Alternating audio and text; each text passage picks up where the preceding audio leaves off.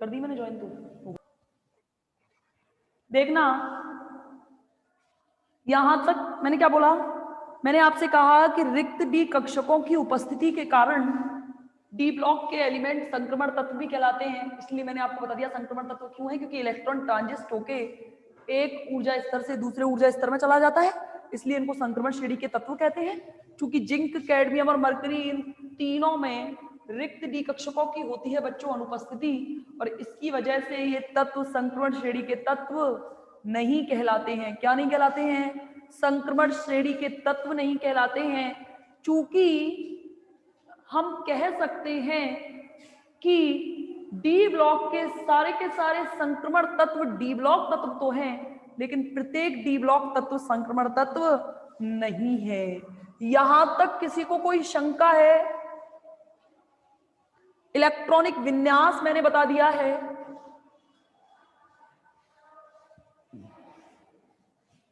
यहां तक कोई डाउट है किसी को? आगे जो मैं बात करने जा रही हूं वो मैं बात कर रही हूं मेरा, देखो इसमें ध्यान रखना, पीरियोडिक टेबल के अंदर जो क्वेश्चन आते हैं वो आते हैं एक्सप्लेन वाई के क्वेश्चन। कारण सहित व्याख्या करो, ऐसा क्यों होता है, कारण सहित व्याख्या करो ऐसा क्यों होता है। तो पहला क्वेश्चन तो बता दिया मैंने कि कारण सहित व्याख्या करो कि जिंक, कैडमियम और मरकरी ये तीनों संक्रमण श्रेणी के तत्व नहीं है, जबकि डी ब्लॉक के तत्व है। तो आप बता सकते हो रिक्त डी कक्षकों की अनुपस्थिति के कारण। अगला जो मेरा है वो है कि D4 और D9 विन्यास, ये दोनों क्यों नहीं हो सकते। देखो इस दुनिया में एक तो विन्यास रिक्त, एक अर्धपूरित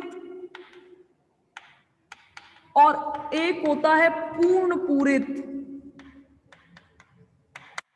इन तीनों विन्यासों की जो स्टेबिलिटी या मैं ये कहूं स्थायित्व होता है अन्य विन्यासों की अपेक्षा अधिक होता है। कैसा होता है? अधिक।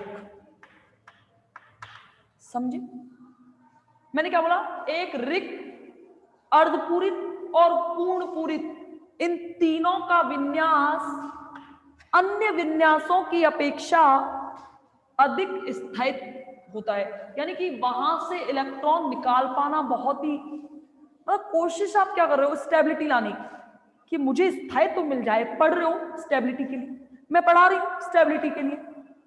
कोई भी जो भी इस दुनिया में आपके पापा जो काम कर रहे हैं स्टेबिलिटी के लिए, बच्चों को पढ़ाएं, वो बच्चे अच्छे हो जाएं, उनके बच्चे अच्छे होकर कहीं ना कहीं जॉब पे लग जाएं, यानी कि चाहते वही है स्टेबिलिटी, मेरी एक अलग से पहचान हो। वैसे सेम पीरियोडिक टेबल के भी बेचारे ये भी तत्व है, ये भी ऐसा अपनी फैमिली में रहते हैं, इनका भी परिवार है, और ये परिवार में कोशिश करते हैं कि हमें भी स्टेबिलिटी मिले। तो इनकी स्टेबिलिटी, जैसे आपकी स्टेबिलिटी कैसे मानी जाती है कि आपकी नौकरी लग गई है, हमारी जैसी फैमिली में हम मानते हैं हमारी नौकरी लग गई है, इसका मतलब हम स्टेबल है। लेकिन इनकी फैमिली में जिनका विन्यास, यानी कि जो नौकरी रिक्त जैसी पालेंगे या अर्धपूरित जैसी नौकरी पालेंगे या पूर्ण पूरित जैसी नौकरी पालेंगे, ये ज्यादा स्थायी होते हैं। यानी कि यहां से इनको अलग कर पाना बहुत असंभव सी बात हो जाती है। यानी कि इन्हें अलग करने के लिए, यहां से इलेक्ट्रॉन निकालने के लिए बहुत, देखो हमारा काम क्या है, हमारा काम है क्या, हमारा काम है कि हमें ना तो किसी से पैसे देने पड़े ना किसी को पैसे लेने पड़े।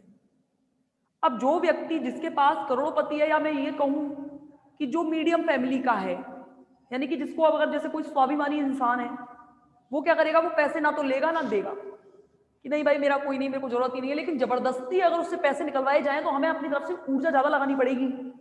वो ऊर्जा का मेन खेल है पीरियोडिक टेबल के अंदर। सेम इनकी भी फैमिली यही कहती है कि जब तक मेरे पास मैं रिक्त हूं मैं ज्यादा स्टेबल हूं, जब मैं अर्धपूरित हूं तब भी मैं बहुत ज्यादा स्टेबल हूं, यानी कि मुझसे इलेक्ट्रॉन नहीं निकाले जा सकते। अब मैंने कहा डी में मैक्सिमम 10 इलेक्ट्रॉन भरे जा सकते हैं, तो बताओ जरा मुझे डी का रिक्त विन्यास क्या होगा? D0। अर्धपूरित क्या होगा? D5। और पूर्ण पूरित क्या होगा? D10। होगा कि नहीं होगा बताओ? D0, D5 और D10। आवाज नहीं आ रही मेरी? आवाज नहीं आ रही? आवाज नहीं आ रही मेरी? सबको नहीं आ रही? बोलो आवाज नहीं आ रही क्या?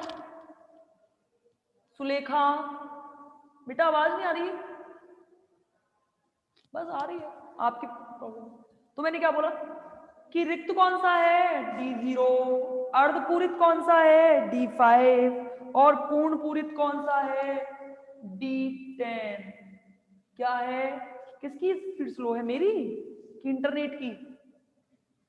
ठीक है, अब देखना रिक्त, अर्धपूरित और पूर्ण पूरित। ठीक है, अब देखो D4 की बात करो, D4 विन्यास कुछ ऐसा है,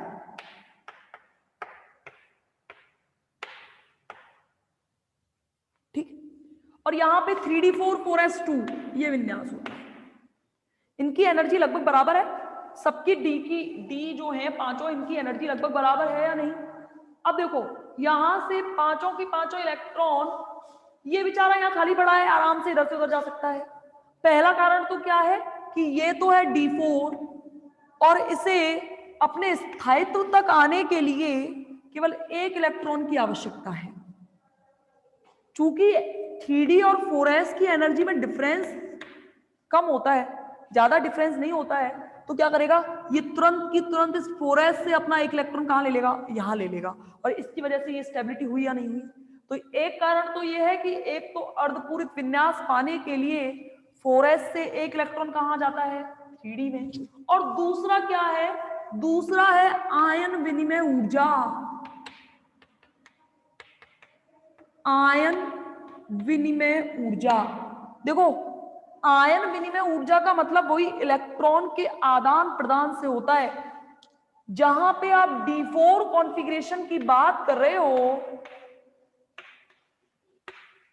समझना, D4 कॉन्फ़िगरेशन की बात कर रहे हो तो इलेक्ट्रॉन की पांचों के पांचों कक्षकों की एनर्जी है समान, और इसके साथ साथ 4s भी ज्यादा अंदर नहीं है, 4s भी बाहर पड़ा हुआ है बेचारा, इसकी भी एनर्जी लगभग इसके बराबर है। तो इन पांचों कक्षकों की ऊर्जा बराबर होने के कारण इलेक्ट्रॉन यहां जा सकता है। ये आपस में एक दूसरे का स्थान बदल सकते हैं या नहीं? आपस में एक दूसरे का स्थान, आपस में एक दूसरे का स्थान बदल सकते हैं। इस ऊर्जा को कहते हैं आयन विनिमय ऊर्जा। क्या कहते हैं? आयन विनिमय ऊर्जा। देखो 4s से, मैंने कहा एनर्जी, 4s से बाई चांस, वैसे ही इसकी स्टेबिलिटी कम है, 4s से बाई चांस एक इलेक्ट्रॉन यहां आया तो आपको पता है ऊर्जा जितनी कम होगी उसकी स्टेबिलिटी उतनी ज्यादा होगी। जब आप इन पांचों की बात कर रहे हो तो आप पता ना, चारों की ऊर्जा ज्यादा होती है या पांचों की? ये जो चार इलेक्ट्रॉन हैं, ये इलेक्ट्रॉन यहां जा सकता है, फिर ये खाली होगा, ये इलेक्ट्रॉन यहां जाएगा, ये खाली होगा, ये इलेक्ट्रॉन यहां जाएगा, यानी लगातार चक्कर लगाते रहेंगे, लगाते रहेंगे, लगाते रहेंगे, आयन विनिमय ऊर्जा बहुत ज्यादा हो जाएगी, और ऊर्जा ज्यादा होगी तो ऑब्वियसली बात है इसकी स्टेबिलिटी हो जाएगी कम। और ये स्थायित्व प्राप्त करने के लिए क्या करेगा? स्थायित्व प्राप्त करने के लिए कहेगा तू यहां आ जा मेरे पास, मेरे कमरे में आके बैठ जा, जिससे ये इलेक्ट्रॉन यहां से यहां चक्कर ना लगा सके। ये बेचारा मालिक है डी, और डी के 5 बच्चे हैं, 4 ही बच्चे रह गए, एक बच्चा बेचारा यहाँ चला गया। ठीक है, कहेगा बच्चों की आदत है कि यहाँ सीट खाली पड़ी, इस बेड पे सो रहा है, यहाँ आ गया, इस बेड पे ये खाली हुआ, इसका मैं भी चलता हूँ। बेचारे मम्मी पापा परेशान, ये क्या इन्होंने तो हद कर दी। तो ये कहेंगे चल ठीक है, तू एक काम कर, इस 5वें को भरने के लिए यहाँ आ जा, तो इससे क्या होगा, आयन विनिमय ऊर्जा हो जाएगी कम, और स्टेबिलिटी अपेक्षाकृत क्या हो जाएगी, ज्यादा हो जाएगी। यही कारण है कि D4, और सेम D9 के लिए है, सेम ही प्रोसेस D9 के लिए है। तो ये दोनों कारणों की वजह से D4 और D9 दोनों होते हैं अपवाद, क्योंकि एक एक इलेक्ट्रॉन की प्रेजेंस की वजह से ये एक इलेक्ट्रॉन को कहां से ले लेते हैं, 4s से ले लेते हैं। किससे ले लेते हैं? 4s से। आ गया समझ में? यहां तक याद हो गया? अगला जो मेरा है वो है आयनन विभव।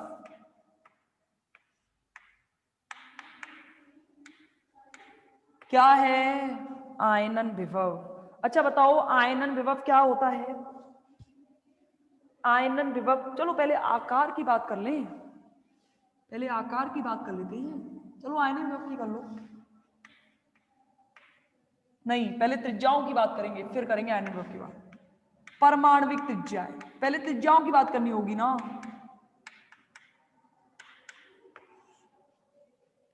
परमाणविक त्रिज्या का मतलब आकार ही है। परमाणविक त्रिज्या समझ में आ गई तो आयनन विभव तो आराम से समझ में आ जाएगा। आयनन विभव समझ में आ गया, इलेक्ट्रॉन बंधुता बहुत आराम से समझ में आ जाएगी। पूरी की पूरी पीरियोडिक टेबल साइज पर डिपेंडेंट है। आपको ये तो पता होना चाहिए कि आयनन विभव क्या होता है, परमाणविक त्रिज्या क्या होती है। परमाणविक यानी कि परमाणु, एटॉमिक रेडियस, कोई एटम है, एटम की आकृति तो अंततः गोलाकारी है, यहां कोई एटम है जिसका धनावेश है नाभिक, और इस नाभिक से इसकी दूरी, या मैं ये कहूं बहुत सारे भी ले लिए, तो इस नाभिक से बाह्यतम कोश के कक्षक की दूरी क्या कहलाती है? त्रिज्या कहलाती है। क्या कहलाती है? त्रिज्या। ये जितना बड़ा होगा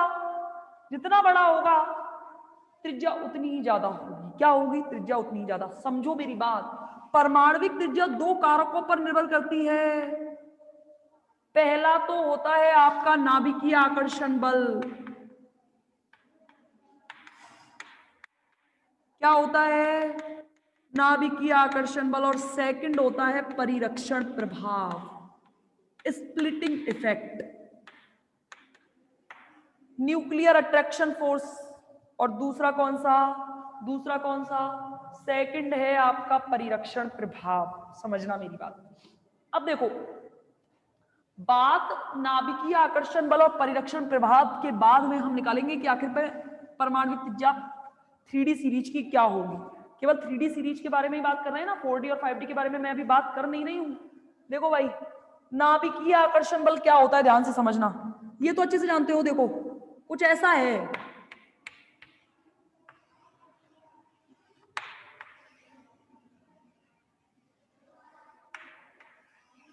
ये मैं स्ट्रक्चर बता रही हूं, ध्यान से समझना। देखो, पहला, दूसरा, तीसरा और चौथा, मेरा इलेक्ट्रॉन जो चक्कर लगा रहे हैं ये तीसरे इसमें चक्कर लगा रहे हैं। ये डी के ही बनाए मैंने, और एक बना लगा रहे हैं मेरे चक्कर इस 4s के अंदर। कहां चक्कर लगा रहे हैं? या फिर मैं ये कहूं कि आप चाहो, क्योंकि मुझे ऐसे ही लेना पड़ेगा ये हल्का सा समझने के लिए।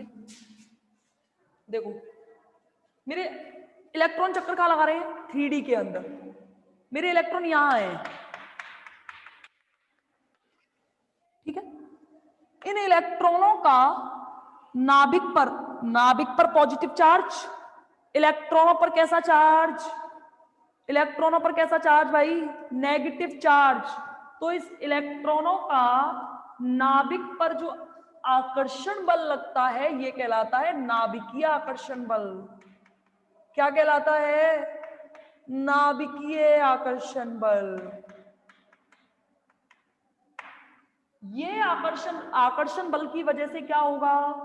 दूरी घट जाएगी। क्या हो जाएगी? दूरी घटेगी।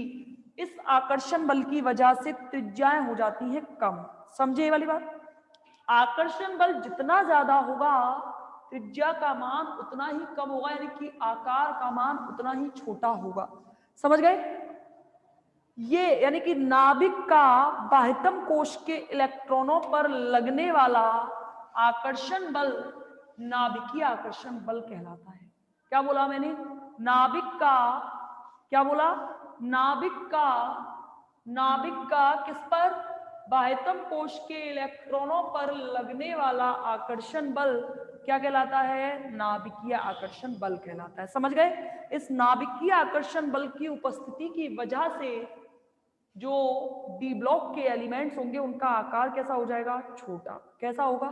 छोटा। यानी कि आकर्षण बल की जितनी ज्यादा अधिकता होगी आकार उतना ही क्या हो जाएगा? छोटा।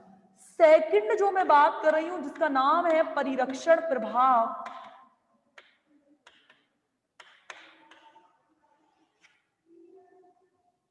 परिरक्षण प्रभाव जो है, देखो ये जो यहां इलेक्ट्रॉन है इससे पहले यहां भी इलेक्ट्रॉन है, यहां भी इलेक्ट्रॉन है, यहां भी इलेक्ट्रॉन है। इस बेचारे इलेक्ट्रॉन को यहां पर आकर्षण बल लगाने से पहले इन इलेक्ट्रॉनों से होकर गुजरना होगा। यहां भी इलेक्ट्रॉन, यहां भी इलेक्ट्रॉन, दोनों के बीच कौन सा बल कार्य करेगा? प्रतिकर्षण बल। कौन सा बल कार्य करेगा? प्रतिकर्षण बल। समझ गए मैंने क्या बोला? बाह्यतम कोश के इलेक्ट्रॉनों द्वारा आंतरिक कोश के इलेक्ट्रॉनों पर लगने वाला प्रतिकर्षण बल परिरक्षण प्रभाव कहलाता है। क्या कहलाता है? परिरक्षण प्रभाव। ये परिरक्षण प्रभाव जितना ज्यादा होगा आकार उतना ही बड़ा होता जाएगा। प्रतिकर्षण बल में वृद्धि होती, ऑब्वियस सी बात है। इलेक्ट्रॉन बेचारा यहां तक पहुंचने से पहले इन इलेक्ट्रॉनों से गुजरेगा। एक इलेक्ट्रॉन अकेला हुआ, अभी हम बात करेंगे इसके बारे में कि कैसे इफेक्ट करेंगी ये दोनों चीजें डी ब्लॉक सीरीज में। तो देखो, इलेक्ट्रॉनों का बाह्यतम कोश के इलेक्ट्रॉनों के द्वारा अंदर के कोशों के इलेक्ट्रॉनों पर लगने वाला प्रतिकर्षण बल परिरक्षण प्रभाव, जबकि बाह्यतम कोश के इलेक्ट्रॉनों के द्वारा नाभिक पर लगने वाला आकर्षण बल नाभिकीय आकर्षण बल कहलाता है। इन दोनों को प्रभाव को सम्मिलित करते हुए हम बाद में बात करेंगे परमाणविक त्रिज्या की, जिसे आप कहते हो एटॉमिक रेडियस। अब जो मैं बात करने जा रही हूं वो बात करने जा रही हूं एटॉमिक रेडियस के बारे में। आया या नहीं आया बताओ, यहां तक कोई डाउट, यहां तक कोई दिक्कत? आगे दोनों की डेफिनेशन समझ में आ गई? ठीक है। अब जो मैं बात करने जा रही हूं वो इन दोनों प्रभावों को सम्मिलित करते हुए क्या फर्क पड़ेगा परमाणविक त्रिज्या पर, उसके बारे में मैं बात कर रही हूं। तो देखना, देखो भाई, चूंकि हम इनकी प्रॉपर्टीज पढ़ रहे हैं, परिरक्षण प्रभाव दोबारा देखो भाई, यहां इलेक्ट्रॉन चक्कर लगा रहे हैं, यहां भी इलेक्ट्रॉन है ना, यहां भी इलेक्ट्रॉन है, तभी तो नाभिक बेचारा यहां बैठा हुआ। एक कल्पना करो भीड़ वाले क्षेत्र की और एक कल्पना करो खाली कमरे की। भीड़ वाले क्षेत्र में बात करोगे तो जो सेंटर जो होगा उसकी जो अंतिम पर है उस पर जाने में थोड़ी आवाज तो कम, ज्यादा आवाज लगानी पड़ेगी। देखो कैसे, ये इलेक्ट्रॉन का बाह्यतम कोश के इलेक्ट्रॉनों के द्वारा आंतरिक कोशों के इलेक्ट्रॉनों पर लगाया गया प्रतिकर्षण बल, क्योंकि इलेक्ट्रॉन पर, बाह्यतम कोश के इलेक्ट्रॉन पर नेगेटिव चार्ज और अंदर के कोश पर भी इलेक्ट्रॉन पर नेगेटिव चार्ज, दोनों नेगेटिव चार्ज प्रतिकर्षित करेंगे एक दूसरे को, और इस प्रतिकर्षण की वजह से इस प्रतिकर्षण बल को कहते हैं परिरक्षण प्रभाव। आ गया समझ में? कौन था जो मुझसे पूछ रहा था? आ गया? अनंत, अमित आया बेटे? ठीक है, कल मिलते हैं। अब मैं चलती हूं, कल मिलते हैं। करो